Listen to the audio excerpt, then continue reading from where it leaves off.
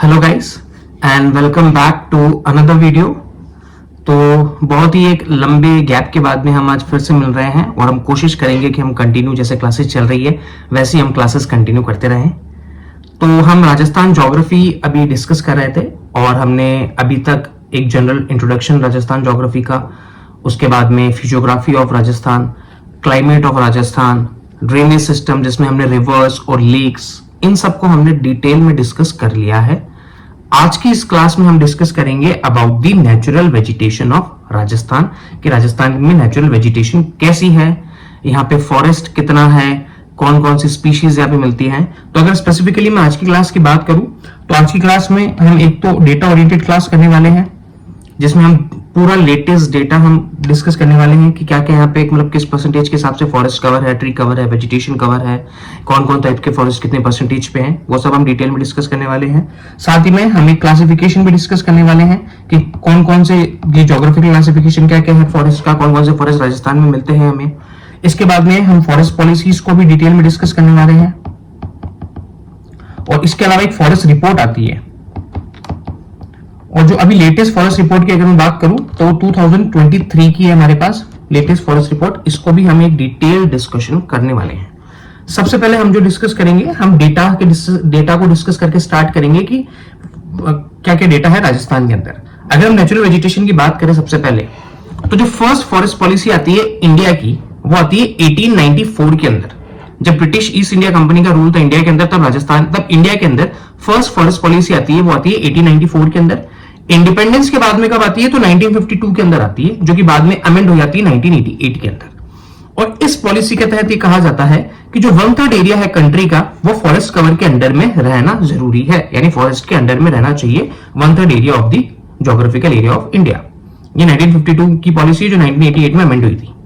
ठीक है, राजस्थान में अगर हम फॉरेस्ट पॉलिसी की बात करें तो इंप्लीमेंट होती है जून 2010 के अंदर, लेकिन रिप्लेस हो जाती है 2030 के अंदर। तो लेटेस्ट कौन सी पॉलिसी राजस्थान के अंदर, वो 2030 की फॉरेस्ट पॉलिसी जो हम फॉलो करते हैं अभी।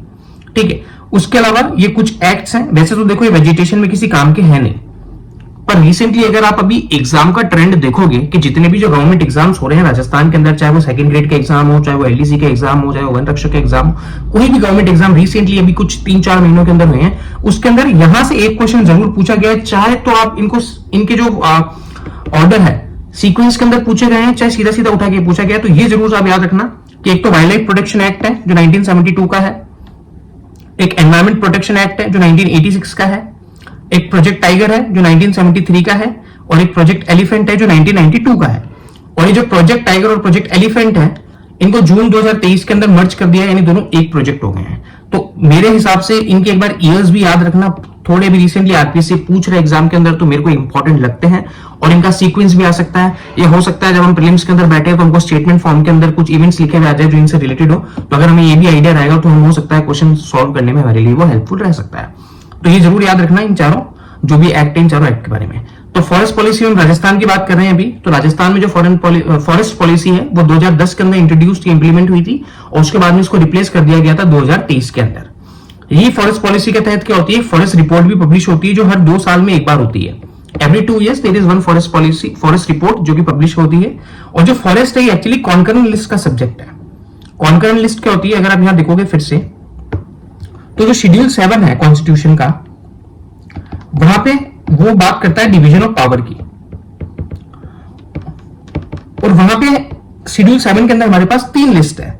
एक होती है यूनियन लिस्ट, यानी कि इसमें वो वाले सब्जेक्ट्स होते हैं जिसपे केवल सेंटर गवर्नमेंट या सेंटर लॉ बना सकता है। एक होती है हमारे पास स्टेट लिस्ट, जिसपे केवल स्टेट गवर्नमेंट ही लॉ बना सकती है। और तीसरा जो आता है हमारे पास, वो आता है हमारे पास कॉन्करेंट लिस्ट, जिसपे सेंटर और स्टेट दोनों ही जो है वो लॉ बना सकते हैं। तो जो फॉरेस्ट है वो कॉन्करेंट लिस्ट का पार्ट है, यानी कि उस पर सेंटर भी लॉ बना सकती है, उस पर स्टेट भी लॉ बना सकती है। तो फॉरेस्ट रिपोर्ट पे हम डिस्कस कर रहे थे कि फॉरेस्ट रिपोर्ट जो है वो हर 2 साल में एक बार पब्लिश होती है, और जो फॉरेस्ट है ये कॉन्करेंट लिस्ट का पार्ट है जो कि 7 शेड्यूल के अंदर मेंशन है इंडिया के कॉन्स्टिट्यूशन के अंदर। अब अगर हम राजस्थान के फॉरेस्ट रिपोर्ट की बात करें, तो राजस्थान में जो फॉरेस्ट रिपोर्ट है उसको पब्लिश करता है फॉरेस्ट सर्वे ऑफ इंडिया जो कि देहरादून के अंदर है, और फॉरेस्ट डिपार्टमेंट राजस्थान का जो कि जयपुर के अंदर है। ये दो जो है ये फॉरेस्ट रिपोर्ट को पब्लिश करते हैं हर 2 साल में। और कब से फॉरेस्ट रिपोर्ट पब्लिश हो रही है? तो 1987 से फॉरेस्ट रिपोर्ट है और पब्लिश हो रही है इंडिया के अंदर और राजस्थान के अंदर। लेटेस्ट की हम बात करें तो लेटेस्ट अभी 18th रिपोर्ट है जो हमारे पास आ रखी है, जो 2023 की है। 2025 में अभी तक कोई लेटेस्ट फॉरेस्ट रिपोर्ट पब्लिश नहीं हुई है। हमारे पास जो लेटेस्ट अभी फॉरेस्ट रिपोर्ट है वो 2023 की ही है, तो हमें इसको ही पढ़ना है। अगर एग्जाम के पहले नई फॉरेस्ट रिपोर्ट समहाउ पब्लिश हो जाती है तो आपको अपडेट करवा देंगे, और अगर नहीं अपडेट होती है या नहीं पब्लिश होती है तो ये तो आपको पढ़नी ही है, जो आज हम इस क्लास के अंदर डिस्कस करने वाले हैं। तो अभी हम जो डिस्कस करेंगे, हम डिस्कस करेंगे राजस्थान की फॉरेस्ट रिपोर्ट, जो कि forest department of Rajasthan Jaipur publish करता है हर 2 साल में एक बार। 1987 से चल रही है, लेटेस्ट 18th है 2023 की। इस रिपोर्ट के तहत क्या कहा गया है? तो इस रिपोर्ट में पहली चीज जो हमें मेंशन मिलती है वो ये है कि 33,014 स्क्वायर किलोमीटर का जो एरिया है, जो कि 9.6% है राजस्थान का, वो फॉरेस्ट के अंदर कवर है। तो फॉरेस्ट कवर कितना है राजस्थान के अंदर? तो 9.6% है। अगर न्यूमेरिकल देखोगे तो 33,014 स्क्वायर किलोमीटर। और राजस्थान का जो रैंक है फॉरेस्ट कवर में इंडिया में वो है 50th। ठीक है। और राजस्थान में जो फॉरेस्ट एक्ट है वो है 1953 का। तो according to Rajasthan forest act जो फॉरेस्ट है उसके एडमिनिस्ट्रेटिव क्लासिफिकेशन हो रहे हैं, यानी कि फॉरेस्ट को 3 एडमिनिस्ट्रेटिव क्लासिफिकेशन करे हैं। एक होता है रिजर्व फॉरेस्ट, एक होता है प्रोटेक्टेड फॉरेस्ट और एक होता है अनक्लासिफाइड फॉरेस्ट। रिजर्व फॉरेस्ट वो होता है जो कि कंप्लीटली रिजर्व होता है, यानी कि यहां पे कंप्लीट बैन होता है ऑन हंटिंग, गैदरिंग, किसी भी तरह की माइनिंग के लिए बिल्कुल रिजर्व होता है। कोई भी ह्यूमन हैबिटेट या ह्यूमन एक्शन से बिल्कुल प्रोटेक्ट करा जाता है इसको। कंप्लीट बैन एक्टिविटीज होती है इस पर्टिकुलर एरिया के अंदर। तो रिजर्व फॉरेस्ट का जो एरिया है राजस्थान में वो कितना है? तो वो है 12178.03 स्क्वायर किलोमीटर, जो कि है 36.9%। बहुत इंपॉर्टेंट है ये एग्जामिनेशन पॉइंट ऑफ व्यू से, इसको प्लीज याद कर लेना। रिजर्व फॉरेस्ट का एरिया कितना है? तो 12178.03 स्क्वायर किलोमीटर है, 36.99% के अंदर है। और मैक्सिमम रिजर्व फॉरेस्ट कहां पे है? तो वो उदयपुर डिस्ट्रिक्ट के अंदर है। ये चीज आपको याद रखनी है। अगर हम प्रोटेक्टेड फॉरेस्ट की बात करें तो प्रोटेक्टेड फॉरेस्ट वो होते हैं जिनको प्रोटेक्ट तो किया जाता है, लेकिन यहाँ पे लिमिटेड रेस्ट्रिक्शंस होती हैं, यानी कि एक पर्टिकुलर एक्सटेंट तक आपको हंटिंग की परमिशन भी होगी, एक लिमिटेड एक्सटेंट तक आपको वुड कटिंग की परमिशन भी हो सकती है, गैदरिंग की परमिशन भी हो सकती है, ग्रेजिंग की परमिशन भी हो सकती है। रिजर्व फॉरेस्ट में कंप्लीट बैन है, बिल्कुल भी अलाउ नहीं है। प्रोटेक्टेड में एक एक्सटेंट तक, यानी कि लिमिटेड रेस्ट्रिक्शंस है प्रोटेक्टेड फॉरेस्ट के अंदर। इसका एरिया कितना है? तो 18,605 स्क्वायर किलोमीटर का एरिया है, जो कि 56.51% है। परसेंटेज में भी वैल्यू याद रख सकते हो तो ज्यादा सही रहेगा। मतलब जो भी हो आपको ये वैल्यूज कैसे भी याद करो, आपको ये वैल्यूज याद करनी है, एग्जामिनेशन पॉइंट ऑफ व्यू से बहुत इंपॉर्टेंट है। और प्रोटेक्टेड फॉरेस्ट, जैसे रिजर्व फॉरेस्ट सबसे ज्यादा तो उदयपुर में थे, और प्रोटेक्टेड फॉरेस्ट सबसे ज्यादा कहां पे है? तो ये 12 डिस्ट्रिक्ट के अंदर है। और अनक्लासिफाइड फॉरेस्ट होते हैं, ये वो फॉरेस्ट होते हैं जहां पे कोई भी रिस्ट्रिक्शंस नहीं होती है। 6.5% एरिया जो है राजस्थान का वो अनक्लासिफाइड फॉरेस्ट के अंदर है। और मैक्सिमम अनक्लासिफाइड फॉरेस्ट कहां पे है? तो वो बीकानेर डिस्ट्रिक्ट के अंदर है। तो ये एडमिनिस्ट्रेटिव क्लासिफिकेशन है फॉरेस्ट का, जो कि राजस्थान फॉरेस्ट एक्ट 1953 के तहत करा गया है। रिजर्व्ड, प्रोटेक्टेड और अनक्लासिफाइड। तो इन डेटास को आप एक बार जरूर याद कर लेना, इंपॉर्टेंट है। अब हम अगर बात करते हैं जो इंडिया की स्टेट फॉरेस्ट रिपोर्ट थी 2023 की, जो कि फॉरेस्ट सर्वे ऑफ इंडिया है, जो कि देहरादून के अंदर है, वो पब्लिश करता है। और फॉरेस्ट डिपार्टमेंट ऑफ राजस्थान जो कि जयपुर के अंदर है वो पब्लिश करता है। उसके तहत जो फॉरेस्ट कवर है राजस्थान का, जो वेजिटेशन के ऊपर है। अब देखो, फॉरेस्ट कवर और वेजिटेशन कवर में क्या डिफरेंस है? फॉरेस्ट कवर में मेनली सब कुछ इंक्लूड होता है, उसमें ट्री कवर भी इंक्लूड होता है, वेजिटेशन कवर भी इंक्लूड होता है, ट्री और जो छोटे मोटे मतलब पेड़ होते हैं सब कुछ इंक्लूड होता है। वहीं पर जो वेजिटेशन कवर है, यहाँ पे केवल वेजिटेशन की बात होती है, यानी कि प्लांट्स की ही बात करता है, प्लांट्स के ग्रुप को ही कैप्चर करता है। तो जो वेजिटेशन कवर है, forest cover in terms of vegetation जो है, according to the forest report 2023 Rajasthan में, तो वो 4.84% है, यानी कि 16,548.21 स्क्वायर किलोमीटर एरिया जो है वो वेजिटेशन कवर है राजस्थान के अंदर। एक ट्री कवर भी होता है। ट्री कवर क्या होता है? तो एक ग्रुप ऑफ ट्रीज होते हैं, 1 हेक्टेयर या ज्यादा लैंड के ऊपर जो ग्रुप ऑफ ट्रीज है, यहाँ पे कैनोपी पर्सन जो है वो 10% से ज्यादा होनी चाहिए, तो वो ट्री कवर के अंदर में आता है। तो राजस्थान में वेजिटेशन कवर कितना, सबसे पहले राजस्थान में फॉरेस्ट कवर कितना है? तो हमने देखा था यहाँ पे कि वो 9.6% है। उनमें से वेजिटेशन कवर कितना है? तो 4.84% है। ठीक है। अब रिकॉर्डेड फॉरेस्ट एरिया कितना है राजस्थान के अंदर? तो 9.64% हमने ऊपर देखा था, 33,014 स्क्वायर किलोमीटर जो था। ट्री और फॉरेस्ट कवर कितना है उसमें से, तो 27389.33 स्क्वायर किलोमीटर है, जो कि 8% एरिया है।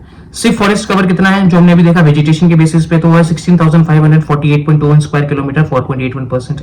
और ट्री कवर कितना राजस्थान में 3.16%। ये वैल्यूज अगर न्यूमेरिकल में नहीं भी याद रखना चाहो तो ठीक है, बट परसेंटेज की वैल्यूज जो है ये आपको याद होना बहुत ज्यादा जरूरी है, तो इनको तो प्लीज आप याद कर ही लेना एनी हाउ, ठीक है। तो राजस्थान में जो फॉरेस्ट कवर है वेजिटेशन पे वो है आपका 4.84%। ये इंपॉर्टेंट है, अभी इसको याद रखना, इसको हम आगे डिस्कस करने वाले हैं। अब राजस्थान में जो फॉरेस्ट कवर है इसकी हम बात करें तो जो मैक्सिमम इंक्रीज है या मैक्सिमम फॉरेस्ट कवर राजस्थान में, तो मैक्सिमम फॉरेस्ट कवर कहां पे है राजस्थान में, तो वो है एरिया के टर्म्स में हम बात करें तो उदयपुर में है, परसेंटेज के टर्म्स में हम बात करें तो भी उदयपुर के ऊपर है। तो सबसे ज्यादा फॉरेस्ट कवर राजस्थान में उदयपुर पे है, सेकंड नंबर पे अलवर है इन टर्म्स ऑफ एरिया, और थर्ड नंबर पे प्रतापगढ़ है।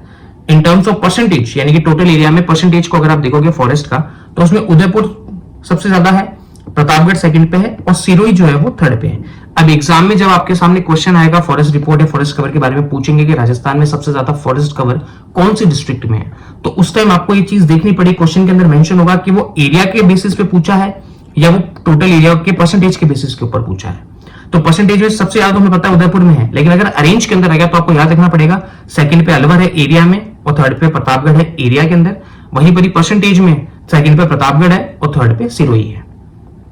ऐसे ही सबसे ज्यादा मिनिमम फॉरेस्ट कवर कहां पे, एरिया की बात करोगे तो चूरू के अंदर सबसे ज्यादा कम है, हनुमानगढ़ सेकंड पे सेकंड लास्ट है, और जोधपुर थर्ड लास्ट है। सिमिलरली परसेंटेज पे चूरू लास्ट आता है, जोधपुर सेकंड लास्ट आता है, और बीकानेर जो है वो थर्ड लास्ट आता है। तो ये चीज याद रखना। देखो मोस्टली जो वेजिटेशन वाला टॉपिक है ये फैक्चुअली है।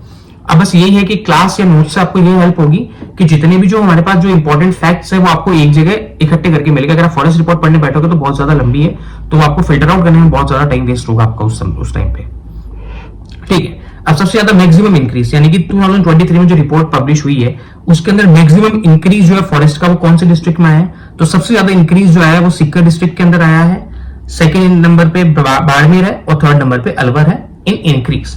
सिमिलरली मैक्सिमम डिक्रीज कहां है, तो 12 डिस्ट्रिक्ट के अंदर सबसे ज्यादा डिक्रीज आया है, सेकंड नंबर पे प्रतापगढ़ है, और थर्ड नंबर पे अजमेर है। टोटल 12 ऐसी डिस्ट्रिक्ट रही राजस्थान के अंदर जहां पे फॉरेस्ट के अंदर इंक्रीज आया है, लेकिन टोटल 21 डिस्ट्रिक्ट ऐसी हैं जहां पे फॉरेस्ट कवर के अंदर डिक्रीज देखने को मिला है। अगेन ये जो है ये आपको टोटल 33 डिस्ट्रिक्ट के ऊपर है, क्योंकि 2023 तक 33 डिस्ट्रिक्ट थी। अब आने वाली रिपोर्ट जो होगी वो हो सकता है 41 डिस्ट्रिक्ट के हिसाब से आ जाए, लेकिन फिलहाल आपको ये याद रखनी है क्योंकि लेटेस्ट डेटा हमारे पास में यही है। सबसे ज्यादा वेरी डेंस फॉरेस्ट कहां पे है, तो अलवर डिस्ट्रिक्ट के अंदर है। अब देखो सबसे ज्यादा फॉरेस्ट कवर हालांकि उदयपुर के अंदर है, तो लेकिन सबसे ज्यादा डेंस कहां पे, सबसे ज्यादा डेंस अलवर के अंदर। तो ये चीज याद रखना आपको, ये थोड़ा अलग है। हो सकता है एग्जाम में आपसे पूछा जाए कि सबसे ज्यादा डेंस फॉरेस्ट राजस्थान में कौन सी डिस्ट्रिक्ट के अंदर है, तो हम उस टाइम पे सोचे कि उदयपुर में सबसे ज्यादा फॉरेस्ट है तो डेंस भी वहां पे होगा, हम उदयपुर टिक करके आ जाएंगे, लेकिन नहीं, सबसे ज्यादा डेंस कहां पे है, तो वो अलवर डिस्ट्रिक्ट के अंदर है, उदयपुर के अंदर नहीं है।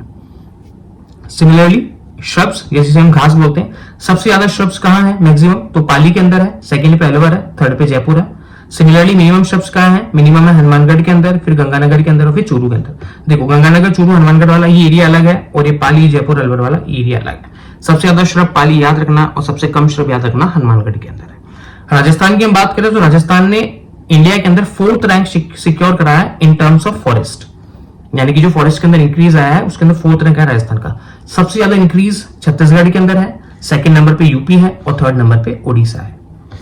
राजस्थान की 4th रैंक है। आगे राजस्थान का फॉरेस्ट कवर के अंदर कौन सा रैंक है, हमने स्टार्टिंग में देखा था राजस्थान का फॉरेस्ट कवर के अंदर एरिया जो रैंक है वो है 15th, लेकिन इंक्रीज के अंदर यानी फॉरेस्ट बड़ा है।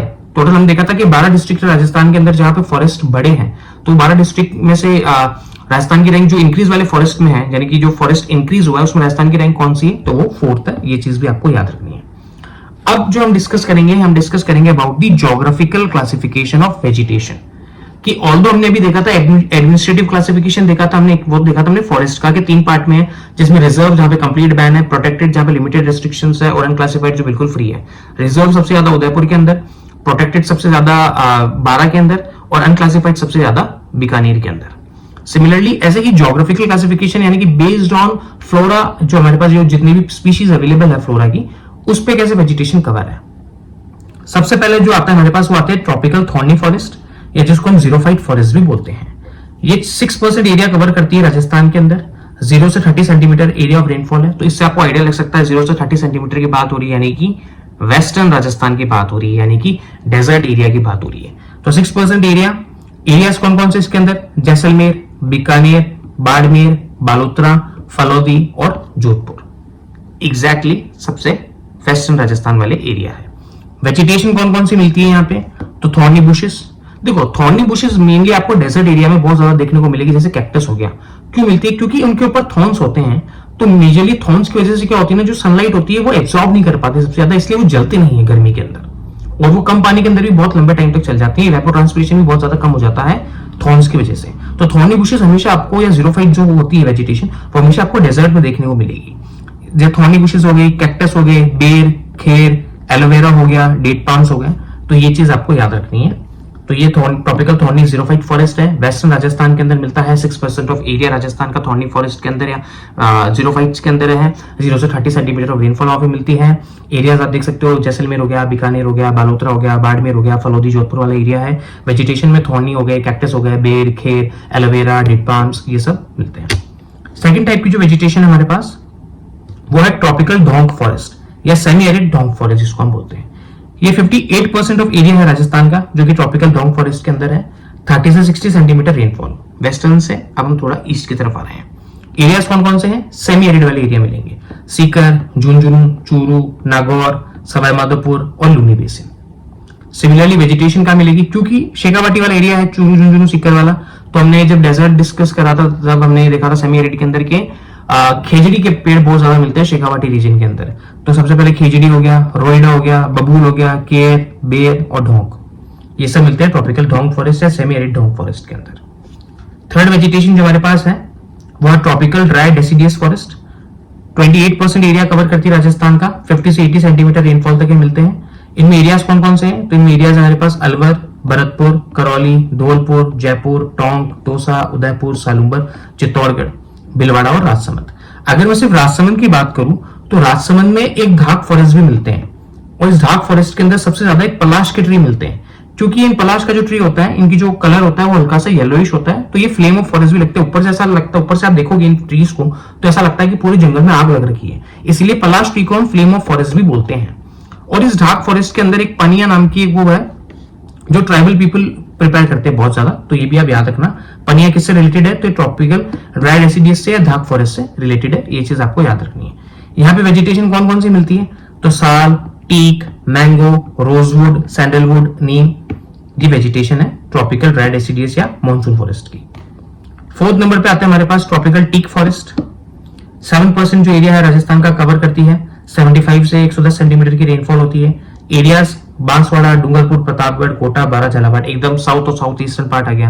वेजिटेशन कौन कौन सी है यहाँ पे, तो महुआ, गुलार, तेंदू, पलाश, मैंगो और रोजवुड। मेन स्पीशीज है यहाँ की जो कि टीक है। टीक भी यहाँ पे ट्रॉपिकल टीक फॉरेस्ट में बहुत ज्यादा मिलती है ऑफकोर्स, जो कि फर्नीचर के लिए बहुत ज्यादा यूज में आती है। सिमिलरली फिफ्थ टाइप की वेजिटेशन कौन सी है, तो सब ट्रॉपिकल एवरग्रीन फॉरेस्ट है। केवल 1% एरिया राजस्थान में मिलती है, और कहाँ मिलेगी, सब ट्रॉपिकल, जहां पे रेनफॉल सबसे ज्यादा होगी, और वो कहाँ होती है, झालावाड़, सिरोही डिस्ट्रिक्ट में माउंट आबू है। डिस्ट्रिक्ट के अंदर तो झालावाड़ है जहां पे सबसे ज्यादा रेनफॉल होती है, लेकिन सब ट्रॉपिकल जितनी कहाँ होती है तो माउंट आबू के अंदर होती है। तो 150 सेंटीमीटर प्लस रेनफॉल वाली रीजन के अंदर ही मिलता है सब ट्रॉपिकल एवरग्रीन फॉरेस्ट। एरियाज में माउंट आबू है, और मैक्सिमम बायोडाइवर्सिटी इसी के अंदर मिलती है, जिसमें डेट पाम, जामुन और बैम्बू आपको देखने को मिल सकते हैं। अभी आप मैप देखोगे तो ये मैप है थोड़ा सा, तो ये रिप्रेजेंट करता है हमारी वेजिटेशन को। तो वेस्टर्न पार्ट में आप देख सकते हो 6% एरिया के अंदर ये जो एरिया है ये ट्रॉपिकल थॉर्नी फॉरेस्ट का है। यहाँ पे थॉर्नी वेजिटेशन मिलती है, कैक्टस हो गया, बेर हो गया, एलोवेरा हो गया, डेट पाम्स हो गया। फिर आप आओगे डॉग फॉरेस्ट, सबसे ज्यादा एरिया के अंदर यही है, 58% एरिया कवर करती है ये। फिर है tropical monsoon forest, dry teak forest, ये देखो साउथ ईस्टर्न पार्ट जिसमें देखा था डूंगरपुर, बांसवाड़ा, प्रतापगढ़, कोटा, बारा, झालावाड़ वाला एरिया जो है, यहाँ पे टीक सबसे ज्यादा मिलती है जो कि फर्नीचर के लिए बहुत ज्यादा यूज होती है। और ये सब ट्रॉपिकल एवरग्रीन एरिया जो कि 1% एरिया के अंदर है, ये केवल माउंट आबू रीजन के अंदर ही मिलता है। तो ये था वेजिटेशन ऑफ राजस्थान या राजस्थान में वेजिटेशन का ज्योग्राफिकल क्लासिफिकेशन। टोटल 5 हमने देखे, जिसमें ट्रॉपिकल थॉर्नी हो गया, ट्रॉपिकल ढोंक हो गया, ड्राई डेसिडियस हो गया, ट्रॉपिकल टीक हो गया, सब ट्रॉपिकल एवरग्रीन हो गया। अब कुछ इंपॉर्टेंट ग्रासेस या इंपॉर्टेंट वेजिटेशन की अब हम फैक्चुअल चीजें वो हम डिस्कस करते हैं। पहला आता है इंपॉर्टेंट ग्रासेस ऑफ राजस्थान। सबसे पहले आती है हमारे पास सेवण और लीलन। हम जब डेजर्ट डिस्कस कर रहे थे तो हमने सेमी एरिड के अंदर भी डिस्कस करा था सेवन और लीलन के बारे में। तो इनका जो साइंटिफिक नेम है वो है लेसीरियस सिंडिकस। ये जैसलमेर में सबसे ज्यादा मिलती है और ये न्यूट्रिशियस ग्रास होती है सेवन और लीलन जो है। और ये सेवन और लीलन है इनको शेल्टर ऑफ गोडावन भी बोलते हैं। जो गोडावन नाम का एक जो स्टेट बर्ड है राजस्थान का, गोडावन एक ग्रेट इंडियन बस्टर्ड जिसको हम बोलते हैं, वो सबसे ज्यादा यहाँ पे शेल्टर लेती है इन ग्रासेस के अंदर, इसीलिए उसको शेल्टर ऑफ गोडावन भी बोलते हैं। सेकंड है हमारे पास बर ग्रास। ये बीकानेर और चूरू के अंदर सबसे ज्यादा मिलती है। ये फ्रेग्रेंस ग्रास होती है, तो परफ्यूम के अंदर बहुत ज्यादा यूजफुल होती है, परफ्यूम इंडस्ट्री के अंदर। थर्ड जो है वो है मोचिया। ये ताल चापड़ चूरू एक वाइल्ड लाइफ सेंचुरी है या जगह है, वहां पे बहुत ज्यादा मिलती है और ब्लैक बक्स इस पे फीड करते हैं, तो ब्लैक बक्स के लिए बहुत इंपॉर्टेंट है मोचिया। फोर्थ नंबर की जो ग्रास हमारे पास वो है खस। भरतपुर, सवाईमाधोपुर, टोंक, अजमेर रीजन बहुत ज्यादा मिलती है और फ्रेग्रेंस ग्रास है खस भी, और ये सिरप्स एंड परफ्यूम्स के अंदर बहुत ज्यादा यूज में आती है। सेम बर भी परफ्यूम्स फ्रेग्रेंस ग्रास है और खस भी जो है, खसखस के हम सिरप से शरबत भी बहुत ज्यादा बनते हैं। फिफ्थ पे है बैम्बू। बैम्बू भी एक ग्रास है, ये बांसवाड़ा में सबसे ज्यादा होती है और इसको ग्रीन गोल्ड भी बोलते हैं बैम्बू को। 6 नंबर पे है मोट, ये भरतपुर के अंदर है। और 7 नंबर पे है ढमन, जिसका आप देख सकते हो सेंचुरस सिलेरियस जैसलमेर में सबसे ज्यादा है और मिल्सिंग एनिमल सबसे ज्यादा है। ये अभी जो सेकंड ग्रेड का एग्जाम हुआ था आरपीएससी का, उसके अंदर अब 3 स्टेटमेंट्स थे, जो एक ढमन से रिलेटेड था और 2 जो है वो सेवन और लीलन से रिलेटेड थे। तो सीधा सीधा आजकल एग्जामिनेशन पॉइंट ऑफ व्यू में हो सकता है, क्योंकि मोस्टली क्या होता है जब हम वेजिटेशन पढ़ते हैं तो लोगों का पूरा ध्यान चले जाता है फॉरेस्ट पढ़ लो, वेजिटेशन कौन कौन से पढ़ लो, एरियाज रख लो। आरपीएससी अभी बात जानती है कि आप वो चीज तो पढ़ के आओगे, तो क्या चीज ऐसी पूछे कि जो आपको सरप्राइजिंग लगे। तो ये होते हैं जो बच्चे इग्नोर कर देते हैं मोस्टली। क्या इनके बारे में क्या पढ़ना, देख लिया बंबू क्या होता है, हमें पता है कि कहाँ मिलेगी, बंबू साउदर्न पार्ट के अंदर मिलेगी, प्रतापगढ़ के अंदर सबसे ज्यादा मिलेगी, तो ये चीजें आज लोग पढ़ लेते हैं। पर लेकिन इसके अंदर थोड़ी थोड़ी आपको पता होनी चाहिए कि कौन सी फ्रेग्रेंस क्लास है, कौन सी, जैसे कि ग्रीन गोल्ड हम बंबू को बोलते हैं, सिर्फ या परफ्यूम इंडस्ट्री में यूज हो रही है, तो ये चीजें भी याद होनी चाहिए। मिल्सिंग एनिमल्स के लिए जैसे कि ढमन ग्रास है वो यूज में आती है, तो ये चीजें भी आपको पता होनी चाहिए। सिमिलरली अगर हम ऐसे ही कुछ वेजिटेशन की बात करें तो फर्स्ट आता है खेजड़ी, जिसका जो साइंटिफिक नेम है वो आप देख सकते हो प्रोसोपिस सिनेरिया है। ये वेस्टर्न राजस्थान में सबसे ज्यादा मिलता है और सबसे ज्यादा ही मिलता है शेखावाटी रीजन में। 3 डिस्ट्रिक्ट जो है चूरू, झुंझुनू और सीकर। इसको स्टेट ट्री, ये राजस्थान का स्टेट ट्री है जो कि 1983 में डिक्लेयर हो गया था और इसी को राजस्थान की प्राइड भी बोलते हैं, प्राइड ऑफ स्टेट बोलते हैं, कल्पवृक्ष ऑफ स्टेट बोलते हैं या शामी ट्री भी बोलते हैं। एक चीज जो आपको याद रखनी है खेजड़ी के बारे में, जो खेजड़ी है इसको विजयदशमी या दशहरे के टाइम पे वर्शिप या पूजा जाता है, तो खेजड़ी ये आपको याद रखना है। सेकेंड है रोहिड़ा, यह है टेकोमेला उंडुलेटा, वेस्टर्न राजस्थान में मिलता है। ये भी ये स्टेट फ्लावर है जो 1983 के अंदर डिक्लेयर हुआ था। इसको टीक ऑफ डेजर्ट भी हम बोलते हैं। स्टेट ट्री कौन सा है? खेजड़ी। कब हुआ था? 1983 के अंदर। कहां मिलता है? वेस्टर्न राजस्थान में। कौन से डिस्ट्रिक्ट है? चूरू, झुंझुनू, सीकर, शेखावाटी रीजन सबसे ज्यादा। खेजड़ी के लिए सबसे इंपॉर्टेंट क्या है कि विजयदशमी के टाइम पे खेजड़ी की पूजा होती है। सिमिलरली रोहिड़ा की हम बात करें तो इसका साइंटिफिक नेम क्या है? टेकोमेला उंडुलेटा। वेस्टर्न राजस्थान में सबसे ज्यादा मिलता है। स्टेट फ्लावर है ये, 1983 में डिक्लेयर हुआ है और टीक ऑफ डेजर्ट भी इसको हम बोलते हैं। थर्ड है हमारे पास महुआ, मेड्यूका लॉन्जिफोलिया। डूंगरपुर में सबसे ज्यादा मिलती है ये। इसको कल्पवृक्ष ऑफ ट्राइब्स बोलते हैं। अब देखो कल्पवृक्ष ऑफ स्टेट कौन सा है? तो वो है खेजड़ी।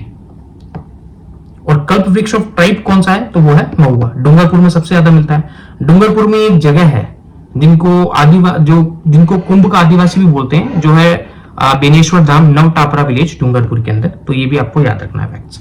और ये महुआ की जो वेजिटेशन है ये लिकर के अंदर बहुत ज्यादा यूज में होती है, तो ये चीज आपको याद रखनी है। फोर्थ नंबर पे आती है पलाश, धाक या खाकरा, ब्यूटिया मोनोसपेरा। ये राजसमंद के अंदर सबसे ज्यादा मिलती है। अभी हमने देखा था राजसमंद के अंदर जो डॉग फॉरेस्ट है वो मिलता है, क्योंकि पलाश बहुत ज्यादा मिलती है वहां पे। और पलाश का क्योंकि कलर है वो रेडिश येलो होता है, इसीलिए जब आप ऊपर से देखते हो तो आपको ऐसा लगता है कि पूरा फॉरेस्ट के अंदर फ्लेम या आग लग रखी है, इसीलिए इसको फ्लेम ऑफ फॉरेस्ट भी हम बोलते हैं। फिफ्थ हमारे पास डाइसिलिप्टेरा अबुनेसिस या अमृतारी जिसको हम बोलते हैं। ये मेडिसिनल प्लांट है जो माउंट आबू में मिलता है केवल वर्ल्ड के अंदर। क्योंकि सिर्फ केवल माउंट आबू में मिलता है तो थोड़ा इंपॉर्टेंट हो जाता है। 6 नंबर पे हमारे पास है खेर, जो कि उदयपुर और चित्तौड़गढ़ के अंदर मिलती है। इस खेर ट्री से कत्था बनाया जाता है, जो कथौरी ट्राइब बनाती है, जो कि बार्क से निकलता है। तो ये चीज आपको याद रखनी है कि खेर ट्री उदयपुर चित्तौड़गढ़ में मिलता है। इसके बार्क से कत्था बनाते हैं कथौरी ट्राइब, तो ये चीज आपको याद रखनी है। 7th पे है मलबरी या शहतूत, उदयपुर में सबसे ज्यादा होती है और इसी से सिल्क बनता है, जो कि सिल्क फॉर्म से बनता है। सेरिकल्चर हम इसको बोलते हैं। 8 नंबर पे है तेंदू, ये प्रतापगढ़, चित्तौड़गढ़ और हड़ौती यानी कि कोटा, बूंदी, बारा, झालावाड़ इन डिस्ट्रिक्ट्स के अंदर होता है। इसकी जो लीव्स होती है उससे बीड़ी बनाई जाती है और बीड़ी सबसे ज्यादा टाउन के अंदर बनाई जाती है, ठीक है। और इसी तेंदू का एक फ्रूट भी है जिसको हम टिमरू बोलते हैं, इसको नेशनलाइज कर लिया था 1974 के अंदर, तो ये चीज याद रखना, ठीक है। अब है हमारे पास फॉरेस्ट्री अवार्ड्स। अब राजस्थान में बहुत सारे, क्योंकि गवर्नमेंट जो है वो फॉरेस्ट कंजर्वेशन के लिए बहुत ज्यादा काम कर रही है, तो बहुत सारे फॉरेस्ट्री अवार्ड्स भी दिए जाते हैं for the conservation of forest. जैसे कि सबसे पहले आप देखोगे तो अमृता देवी विश्नोई अवार्ड, ये 1994 से स्टार्ट हुआ है और ये ट्री प्लांटेशन, फॉरेस्ट कंजर्वेशन और वाइल्ड लाइफ कंजर्वेशन तीनों ही कैटेगरी के अंदर देते हैं, ठीक है। फर्स्ट अवार्डी कौन थे इसके, तो वो थे गंगाराम बिश्नोई जो कि पाली से थे। ये फर्स्ट अवार्डी थे अमृता देवी विश्नोई अवार्ड के, 1994 से स्टार्ट हुआ है, इंपॉर्टेंट है याद रखना। 3 कैटेगरीज के अंदर दिया जाता है। पहला फॉरेस्ट कंजर्वेशन के लिए इंडिविजुअल दिया जाएगा, 50,000 रुपीज प्राइस है उसका। सेकंड वाइल्ड लाइफ कंजर्वेशन के लिए इंडिविजुअल लेवल पे 50,000 प्राइस है उसका। और थर्ड किसी ऑर्गेनाइजेशन को भी दे सकते हैं, 1 लाख उसका प्राइस है। 3 चीजों के लिए दिया जाता है, ट्री प्लांटेशन के लिए, फॉरेस्ट कंजर्वेशन के लिए और वाइल्ड लाइफ कंजर्वेशन के लिए। सेकंड जो हमारे पास वो है कैलाश साकला अवार्ड। तो कैलाश साकला जो है इनको टाइगर मैन भी बोलते थे हम, जोधपुर से थे ये। इनकी 2 बुक्स है, द रिटर्न ऑफ टाइगर और the tiger. Wild life conservation के लिए अवार्ड दिया जाता है। फर्स्ट प्राइज इसका 5 लाख रुपए है, सेकंड प्राइज इसका 3 लाख रुपए है और थर्ड प्राइज इसका 2 लाख रुपए है। थर्ड है हमारे पास Rajiv Gandhi environment protection award. ये 2012 से स्टार्ट हुआ है, स्टेट गवर्नमेंट ने स्टार्ट करा है इसको और ये एनवायरमेंट प्रोटेक्शन के लिए दिया जाता है। सिमिलरली देखो, फर्स्ट अमृता देवी विश्नोई अवार्ड था जो ट्री प्लांटेशन के लिए भी दिया जा रहा था, फॉरेस्ट कंजर्वेशन के लिए भी दिया जा रहा था, वाइल्ड लाइफ कंजर्वेशन के लिए भी दिया जा रहा था। सेकंड था कैलाश साकला अवार्ड जो केवल वाइल्ड लाइफ कंजर्वेशन के लिए दिया जा रहा था। सेम थर्ड पे हमारे पास Rajiv Gandhi environment protection award, ये 2012 से स्टेट गवर्नमेंट ने स्टार्ट करा है। ये केवल एनवायरमेंट प्रोटेक्शन के लिए दिया जाएगा। फर्स्ट प्राइज 5 लाख का, सेकंड प्राइज 3 लाख का और थर्ड प्राइज 2 लाख का। फोर्थ हमारे पास इंदिरा प्रियदर्शनी वृक्ष मित्र अवार्ड, 1986 से स्टार्ट हुआ है ये, और ये 2.2 लाख रुपए का इनाम दिया जाता है इंडिविजुअली ऑर्गेनाइजेशन दोनों को ही, और ये फॉरेस्ट डिपार्टमेंट ऑफ इंडिया देता है। तो ये कुछ 4 अवार्ड है, ये आप याद रखना। फिर से एक बार रिवाइज कर लेते हैं। अमृता देवी विश्नोई अवार्ड 1994 से स्टार्ट हुआ है। Tree plantation, forest conservation, wild life conservation तीनों ही कैटेगरी में देते हैं। फर्स्ट अवार्ड इसके थे गंगाराम बिश्नोई पाली डिस्ट्रिक्ट से। 3 कैटेगरी में देते हैं। फॉरेस्ट कंजर्वेशन इंडिविजुअल लेवल पे 50,000 का इनाम है, wild life conservation individual level पे 50,000 का इनाम है, ऑर्गेनाइजेशन को मिलता है तो 1 लाख रुपए का इनाम है। कैलाश साकला अवार्ड, जिसको कैलाश साकला को टाइगर मैन भी बोलते थे क्योंकि प्रोटेक्शन ऑफ टाइगर के लिए बहुत ज्यादा काम करा है। टाइगर प्रोजेक्ट राजस्थान के अंदर आने वाले ये है, और रंगदबो नेशनल पार्क को नेशनल पार्क का स्टेटस दिलाने में भी कैलाश साकला का बहुत ज्यादा रोल था। ये वाइल्ड लाइफ कंजर्वेशन में दिया जाता है। फर्स्ट प्राइज है 5 लाख रुपए, सेकंड प्राइज 3 लाख रुपए, थर्ड प्राइज 2 लाख रुपए। थर्ड हमारे पास Rajiv Gandhi environment protection award, same 2012 में स्टेट गवर्नमेंट ने स्टार्ट करा था। ये वाइल्ड लाइफ कंजर्वेशन, ये एनवायरमेंट प्रोटेक्शन के लिए दिया जाता है। कैलाश साकला वाला वाइल्ड लाइफ कंजर्वेशन के लिए दिया जाता था। फर्स्ट प्राइज 5 लाख रुपए का, सेकंड प्राइज 3 लाख रुपए का, थर्ड प्राइज 2 लाख रुपए का। फोर्थ पे इंदिरा प्रियदर्शनी वृक्ष मित्र अवार्ड, ये 1986 से स्टार्ट हुआ है। 2.5 लाख रुपए का प्राइस मिलता है, इंडिविजुअल हो चाहे ऑर्गेनाइजेशन हो, और फॉरेस्ट डिपार्टमेंट ऑफ इंडिया इसको देता है। अब कुछ फॉरेस्ट्री प्रोग्राम्स हैं जो कि गवर्नमेंट कर रही है for the conservation of forest या कम्युनिटी प्रोग्राम्स है। पहला आता है हमारे पास अरावली प्लांटेशन प्रोजेक्ट। ये 1 अप्रैल 1992 से स्टार्ट हुआ है और अरावली रीजन में बायोडाइवर्सिटी को प्रोटेक्ट करने के लिए ये स्टार्ट हो रहा है, और जापानीज कंपनी इसके अंदर अपना फंड दे रही है। तो एक्सटर्नल एडिड प्रोजेक्ट है ये, तो ये चीज आपको याद रखनी है। सेकंड है सोशल फॉरेस्ट्री प्रोग्राम, ये 1985-1986 से स्टार्ट हुआ था।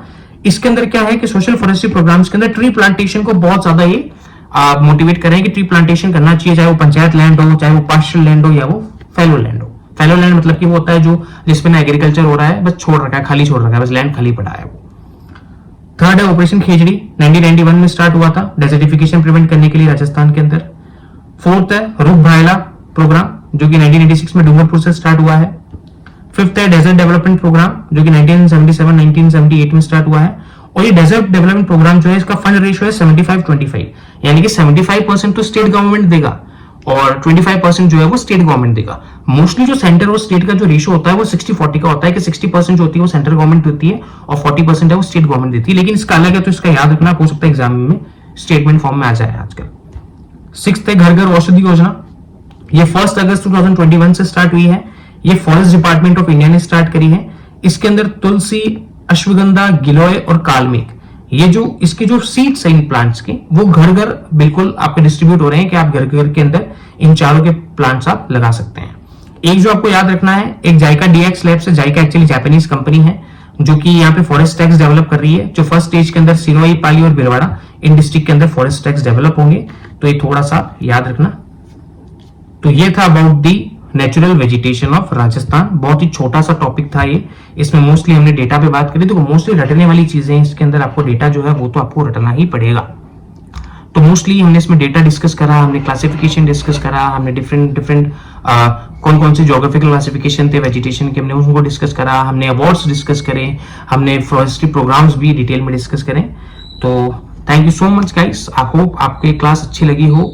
और नेक्स्ट क्लास जो हम इसके बाद में लेके आएंगे उसके अंदर हम वाइल्ड लाइफ कंजर्वेशन की बात करेंगे, जिसके अंदर national parks, wild life sanctuaries, वो सब का एक डिटेल डिस्कशन हम करेंगे। तो thank you so much guys for joining the session, stay connected to the channel. और बायो में आपको व्हाट्सएप का लिंक मिलेगा, जहां से आपको ग्रुप का एक लिंक मिल जाएगा, और वहां पे मैं आपको नोट्स भी अपडेट कर दूंगा। तो thank you so much, stay connected.